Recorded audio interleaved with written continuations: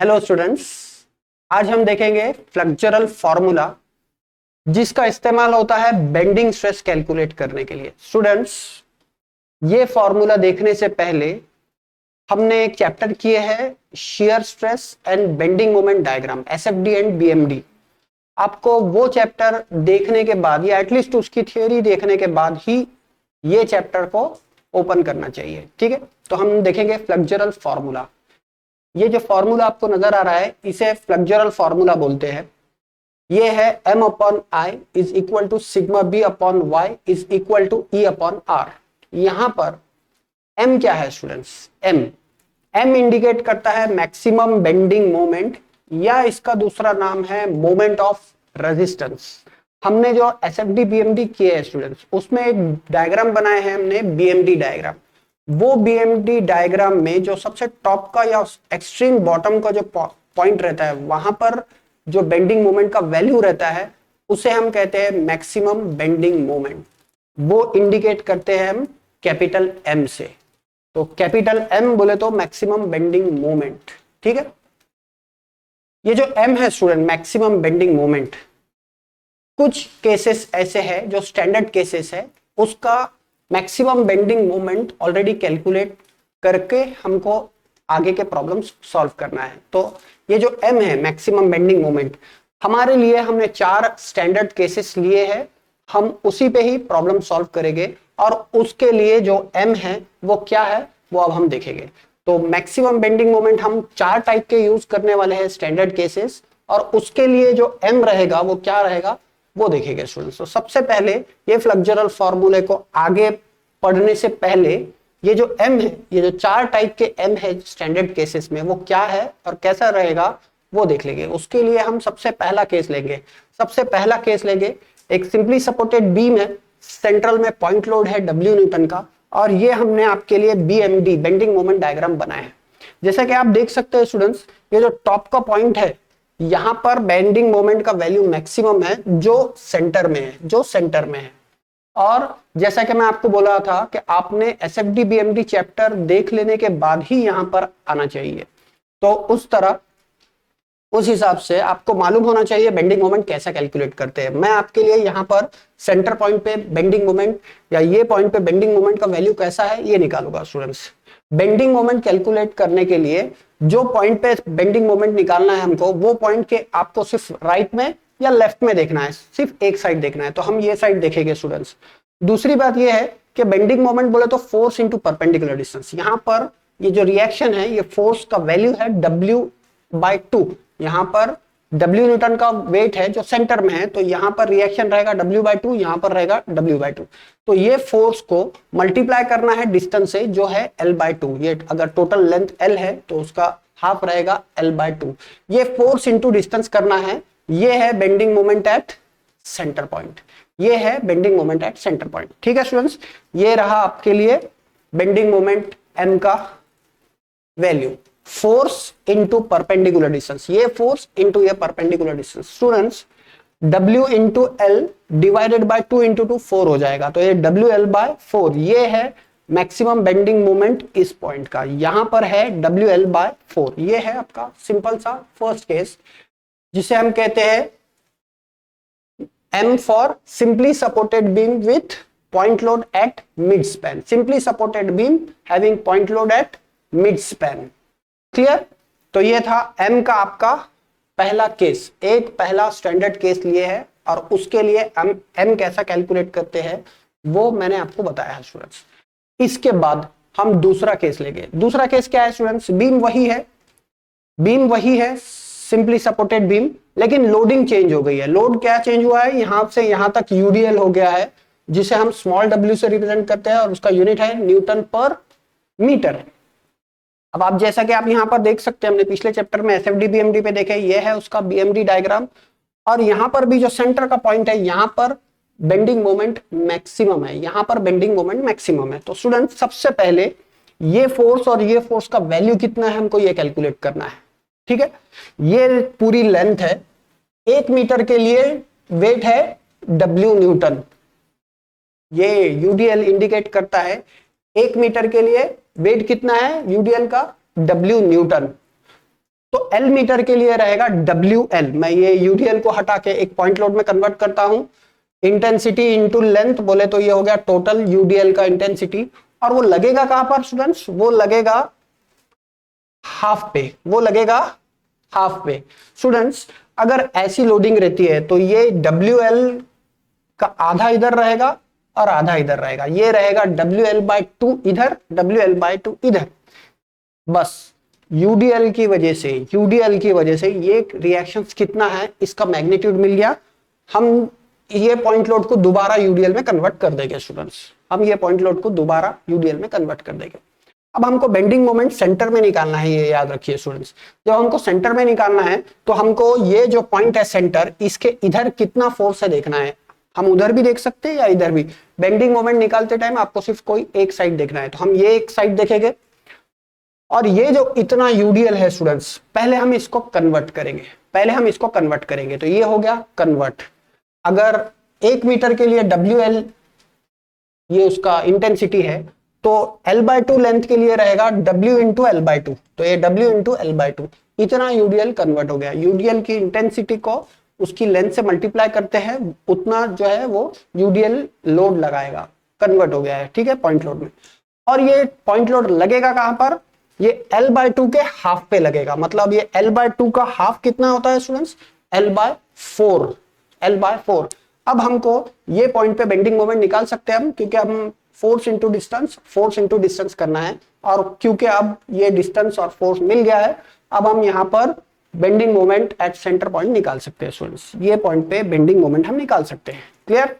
तो ये है आपका ये फोर्स इंटू ये डिस्टेंस। बेंडिंग मोमेंट बोले तो फोर्स इंटू डिस्टेंस, तो ये है फोर्स इंटू डिस्टेंस। फोर्स है WL/2 और डिस्टेंस है L/2 इस पॉइंट तक।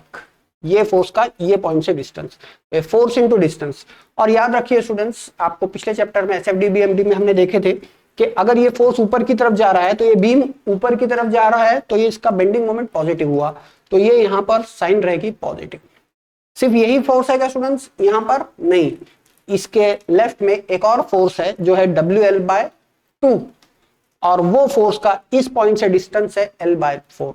तो मुझे ये फोर्स को ये डिस्टेंस से मल्टीप्लाई करना है, तब मुझे बेंडिंग मोमेंट मिलेगा। और ये फोर्स की वजह से ये जो बीम है ये नीचे की तरफ जा रहा है, तो वो उसकी साइन नेगेटिव रहेगी। ये रहा स्टूडेंट्स ये वाले फोर्स का बेंडिंग मोमेंट। ये फोर्स WL/2 इंटू ये डिस्टेंस L/4, और क्योंकि ये फोर्स से ये बीम नीचे की तरफ जा रहा है, यहां पर वो रहेगा negative.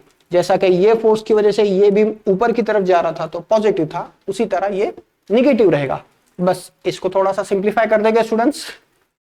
L into L L square हो जाएगा, 2 इंटू 2 4 हो जाएगा, यहां पर L into L L square हो जाएगा, 2 इंटू 4 8 हो जाएगा। ये माइनस एज इट इज। यहां पर देखिए स्टूडेंट्स, इसके बाद की स्टेप ये है कि 1/4 माइनस 1/8 1/8 हो जाएगा, ये WL² एज इट इज। तो ये रहा आपका M, maximum bending moment at this centre point, यहां पर ये इसका वैल्यू है। क्लियर? ये रहा आपका सेकंड केस, जिसे हम कहते हैं M for simply supported beam width UDL over entire span. Clear? अब देखेंगे हम स्टूडेंट्स ये थर्ड केस बहुत ज्यादा सिंपल है। आपके पास एक कैंटिलीवर बीम है, यहां पर फिक्स्ड है, यहां पर ये पॉइंट बी पर W न्यूटन का लोड लगा है, और हमने SFD BMD में इसका BMD डायग्राम ऐसा रहता है। ये देखिए स्टूडेंट्स, ये पॉइंट ए पे मैक्सिमम बेंडिंग मोमेंट है, यहां पर मैक्सिमम बेंडिंग मोमेंट है। हमने देखे मैक्सिमम बेंडिंग मोमेंट का फॉर्मूला और उसको कैलकुलेट कैसे करते हैं स्टूडेंट्स, फोर्स इंटू डिस्टेंस करते हैं। तो यहां पर फोर्स है W न्यूटन और डिस्टेंस है L मीटर्स, तो M का वैल्यू रहेगा फोर्स इंटू डिस्टेंस बोले तो W इंटू L, और ये फोर्स की वजह से बीम नीचे की तरफ जा रहा, इसलिए उसको साइन देंगे नेगेटिव। ये रहा आपका M का value, maximum bending moment will be at A, और वो रहेगा force into distance that is W into L, और साइन रहेगी नेगेटिव क्योंकि ये फोर्स की वजह से बीम नीचे की तरफ डिस्प्लेस होगा। क्लियर? तो ये है आपका M/2, ये डिस्टेंस, ये वैल्यू A पे रहेगा मैक्सिमम बेंडिंग मोमेंट, और वो रहेगा WL। क्लियर है स्टूडेंट्स? ये है आपका थर्ड केस। अब हम देखेंगे फोर्थ केस क्या है स्टूडेंट्स? एक कैंटिलीवर बीम है जिसपे पूरा यूडीएल है। तो जिस तरह हमने पिछली बार यूडीएल को पॉइंट लोड में कन्वर्ट किए थे, इस बार भी यूडीएल को पॉइंट लोड में कन्वर्ट करते हैं। कैसा करते हैं? यूडीएल की इंटेंसिटी को लेंथ से मल्टीप्लाई करते हैं, वो रहेगा W इंटू एल। ठीक है, क्योंकि यूडीएल की इंटेंसिटी क्या है? W। ये जो है ये न्यूटन पर मीटर है, 1 मीटर के लिए W, तो L मीटर के लिए रहेगा और W into L, intensity into L. और वो लगेगा कहां पर? वो सेंटर में लगेगा। ये देखिए स्टूडेंट्स, ये यूडीएल कन्वर्ट हो गया और ये पूरे बीम के सेंटर में, दैट इज L/2 पे वो लगेगा। ठीक है, ये यूडीएल कन्वर्ट हो गया। अब हम पॉइंट ए पे बेंडिंग मोमेंट निकाल सकते हैं। कैसे निकालेंगे स्टूडेंट्स? हमको बेंडिंग मोमेंट बोले तो फोर्स इंटू डिस्टेंस करना है। फोर्स है WL और डिस्टेंस है L/2। ये रहा आपका M का फॉर्मूला। फोर्स है W इंटू एल इंटू ये रहेगा L/2। ठीक है स्टूडेंट्स, ये भी निगेटिव रहेगा, ये भी निगेटिव रहेगा स्टूडेंट्स, ये भी निगेटिव रहेगा। यहां पर निगेटिव साइन रह गई है, ये भी निगेटिव रहेगा। वैसा हमको सिर्फ मैग्नीट्यूड से मतलब है, तो वो मैग्नीट्यूड रहेगा WL²/2। ठीक है, जो पॉइंट ए पे रहेगा, जो पॉइंट ए पे रहेगा। तो ये है आपका फोर्थ केस। जैसा कि मैंने बोला था कि हम 4 स्टैंडर्ड केस लेंगे और उसका M कैसा आया है और उसका कैसा फॉर्मूला है वो देखेंगे। वैसा तो स्टूडेंट्स आपको सिर्फ मगअप करना है, आपको सिर्फ याद रखना है ये 4 केसेस में M का फॉर्मूला क्या रहता है। क्लियर? हमने आपके लिए ये 4 केसेस एक बार और यहां पर बोर्ड पे रखे हैं, जिसमें सिर्फ ये M का फॉर्मूला है। ये M कहां से आया है वो अगर आपको नहीं भी मालूम है और अगर आप फॉर्मूला याद रख लेते हैं तो इस चैप्टर के लिए काम चलेगा। क्लियर है स्टूडेंट्स? यहां पर ये चारों भी फॉर्मूले मैंने आपके लिए रखा हूं। ये केस रहा तो ये M, ये केस रहा तो ये M, ये केस रहा तो ये M और ये केस रहा तो ये M। स्टूडेंट्स आपके आसानी के लिए मैं एक छोटा सा क्लू देता हूं, अगर आप याद रख सकते तो इस क्लू से उसको याद रख सकते हैं। कैसा करना है आपको? आपको सिर्फ फर्स्ट और ये थर्ड केस याद रखना है। आपको सिर्फ सिंपली सपोर्टेड बीम और कैंटिलीवर का पहला केस जो है वो याद रखना है। आप ध्यान दीजिए, अगर आपने ये याद कर लिए तो ये फॉर्मूले से अगर यूडीएल रहा तो क्या चेंज हो रहा है ये देखिए स्टूडेंट्स। अगर यूडीएल निकाल, अगर पॉइंट लोड निकाल के हमने यूडीएल लगाए है तो M के फॉर्मूले में क्या चेंज हुआ देखिए स्टूडेंट्स। यहां पर 2 आ गया है, यहां पर यूडीएल लगने पर सिंपली सपोर्टेड बीम में अगर पॉइंट लोड हटा के यूडीएल लगा दिए तो यहां पर फॉर्मूले में क्या चेंज होगा। आपको तो ये फॉर्मूला याद रखना है। वैसा तो मैंने यह फॉर्मूला आया कहां से वो भी बताया है आपको, लेकिन अगर आप ये याद रख लेते हैं तो यहां से यहां पर क्या चेंज हो रहा है। यहां पर सिर्फ 2 लग रहा है, यहां पर एक 2 स्क्वायर में लग रहा है और यहां पर भी 2 से मल्टीप्लाई हो रहा है, यहां पर भी 2 लग रहा है। देखिए यहां का जो 2 है वो L को स्क्वायर में कन्वर्ट कर रहा है और यहां का जो 2 है वो 4 इंटू 2 8 हो रहा है। ऐसा एक्चुअल में होता नहीं, ये सिर्फ याद रखने के लिए काफी है स्टूडेंट्स। एग्जैक्टली सेम केस यहां पर भी हो रहा है स्टूडेंट्स। यहां पर भी पॉइंट लोड हटा के अगर हम यूडीएल लगाते हैं तो यहां पर L का स्क्वायर हो जाएगा और डिवाइडेड बाय 2, जैसा यहां पर डिवाइडेड बाय 2 हुआ था वैसा ही यहां पर भी डिवाइडेड बाय 2 होगा। तो आप अगर ये 2 फॉर्मूले M के याद रखते हैं तो ये 2 फॉर्मूले ऑटोमेटिकली बनते हैं। सिर्फ आपको याद रखना है कि अगर यूडीएल आगे जाता है लोड के बदले, पॉइंट लोड के बदले अगर यूडीएल आता है लोडिंग में तो ऊपर भी 2 और एक नीचे भी 2 रहेगा। डेफिनेटली ऊपर का 2 L स्क्वायर हो जाएगा और नीचे का 2 4 इंटू 2 8 हो जाएगा। यहां पर भी ऊपर भी 2 और नीचे भी 2। क्लियर? ये सिर्फ हमको याद रखने के लिए, ये सिर्फ याद रखने के लिए। तो ये 4 टाइप के स्टैंडर्ड केस है जिसके मैक्सिमम बेंडिंग मोमेंट या मोमेंट ऑफ रेजिस्टेंस के चारों भी फॉर्मूले याद कैसा रखना है आय का से, ये मैंने आपको बताया हूं। ठीक है, आपने या कहां से आए ये नहीं भी याद रखे, सिर्फ ये मगअप भी कर दिए तो भी चलेगा। मैं आगे बढ़ता हूं स्टूडेंट्स। फ्लेक्सुरल फॉर्मूले में हमने फ्लेक्सुरल फॉर्मूले में M जो था वो फुल डिटेल में देख चुके। मोमेंट ऑफ रेजिस्टेंस या मैक्सिमम बेंडिंग मोमेंट ये पूरा देख लिए स्टूडेंट्स। ठीक है स्टूडेंट्स, अब हम देखेंगे I क्या है। I बोले तो मोमेंट ऑफ इनर्शिया। तो ये रहा आपका मोमेंट ऑफ इनर्शिया जो हमने एक कंप्लीट चैप्टर किए हैं स्टूडेंट्स, और ये उसके कुछ फॉर्मूले हैं। इस पर्टिकुलर प्रॉब्लम में, इस पर्टिकुलर चैप्टर में हमको I जो यूज करेंगे हम वो सिर्फ ये वाला यूज करेंगे स्टूडेंट्स। ठीक है, ये क्या है? Moment of inertia about x axis for a rectangular cross section. ये कैसा याद रखना है देख लीजिए स्टूडेंट्स। हम याद ऐसा रखते हैं, अगर ये लेंथ बी है और ये डी है, moment of inertia x axis का निकालना है, तो हम ऐसा करते हैं, दोनों लेंथ का मल्टीप्लीकेशन डिवाइडेड बाय 12, जो एक्सिस का मोमेंट ऑफ इनर्शिया चाहिए उसकी परपेंडिकुलर लेंथ का क्यूब, मतलब यहां पर ये एक्सिस है तो डी का क्यूब, डी का क्यूब। सिमिलरली यहां पर भी वही लाइन यूज करना है, दोनों लेंथ का multiplication divided by 12, perpendicular length B है तो बी का क्यूब, ऐसा याद रखना है। तो ये सबसे सिंपलेस्ट मेथड है मोमेंट ऑफ इनर्शिया याद रखने के लिए इस पर्टिकुलर केस में, ठीक है स्टूडेंट्स। इसके अलावा मोमेंट ऑफ इनर्शिया आपको टी सेक्शन का लगेगा, मोमेंट ऑफ इनर्शिया आपको एल सेक्शन का लग सकता है, आई सेक्शन का लग सकता है।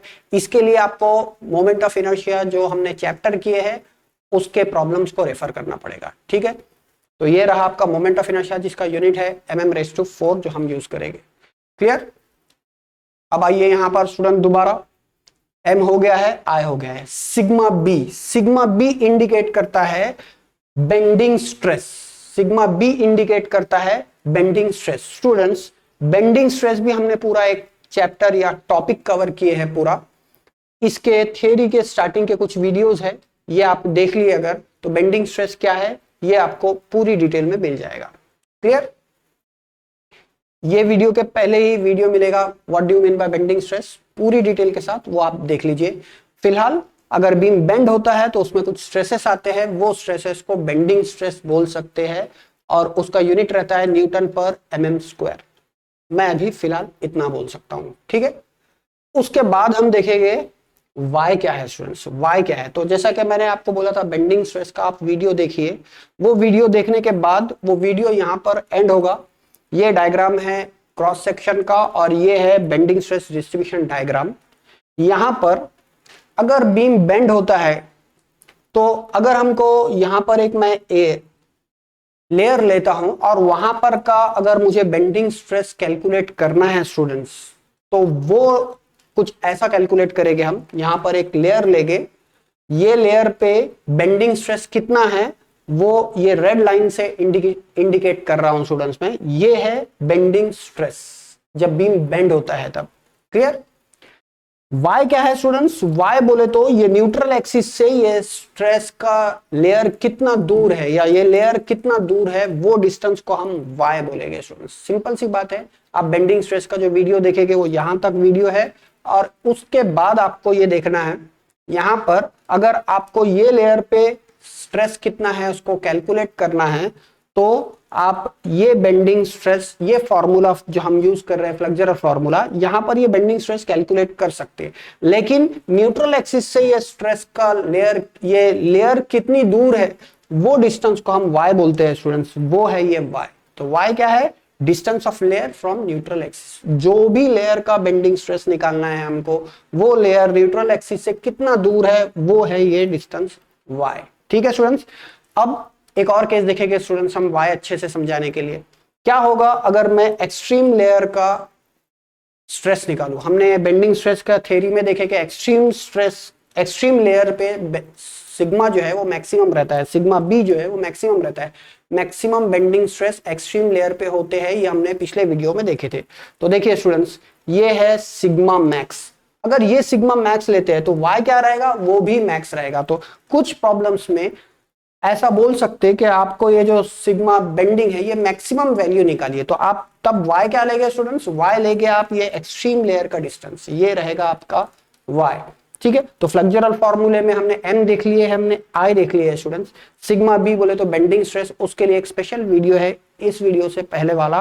और y क्या है, y न्यूट्रल एक्सिस से जो भी लेयर का आपको स्ट्रेस निकालना है वो लेयर का और न्यूट्रल एक्सिस के बीच के डिस्टेंस को हम y बोलते हैं, ठीक है स्टूडेंट्स। उसके बाद है कैपिटल ई, कैपिटल ई बोले तो यंग्स मॉड्यूलस या कुछ प्रॉब्लम्स में उसे मॉड्यूलस ऑफ इलास्टिसिटी भी बोलते हैं स्टूडेंट्स। इसके लिए भी हमने चैप्टर 2 कवर किए हैं पूरा, ठीक है। इसका यूनिट रहता है न्यूटन पर mm²। तो ये है आपका कैपिटल ई यंग्स मॉड्यूलस जो हमने पिछले चैप्टर्स में देख चुके। और लास्टली ये आर क्या रहता है ये देख लीजिए स्टूडेंट्स। हम बात कर रहे हैं ये पूरा फ्लेक्सुरल फॉर्मूला है अगर बीम बेंड होता है, तो मैं आपके लिए उसके लिए एक अलग से स्लाइड यूज करेंगे हम। अगर बीम बेंड होता है तो फ्लेक्सुरल फॉर्मूला का इस्तेमाल होता है। लेकिन ये जो बेंड हो रहा है बीम, ये लोड लगाने पे बीम जो बेंड हो रहा है, ये एक आर्क बना रहा है स्टूडेंट्स, ये एक आर्क बना रहा है। और डेफिनेटली कहीं तो भाई कहीं पर तो भी ये यहाँ का इसका सेंटर रहेगा, और वो सेंटर से अगर मैं ये पॉइंट जोड़ दूं तो वो रहेगा कैपिटल आर। इसे कहते हैं radius of curvature, curvature of this beam. ठीक है, अगर मैं यहां पर इसका पूरा सर्कल कंप्लीट कर दूं तो वो सर्कल का सेंटर और ये पॉइंट अगर मैं जोड़ दूं तो वो रहेगा radius of curvature, radius of curvature of this beam. ठीक है स्टूडेंट्स, तो यहां पर ये फ्लेक्चरल फॉर्मूला कंप्लीट हुआ है। m upon I is equals to sigma B upon Y is equals to E upon R, जहां पर आर हमने लास्ट देखे हैं वो है रेडियस ऑफ कर्वेचर। ठीक है स्टूडेंट्स, तो यहां पर ये वीडियो एंड होता है। अगली थ्योरी अगले वीडियो में देखेंगे, तब तक के लिए थैंक यू।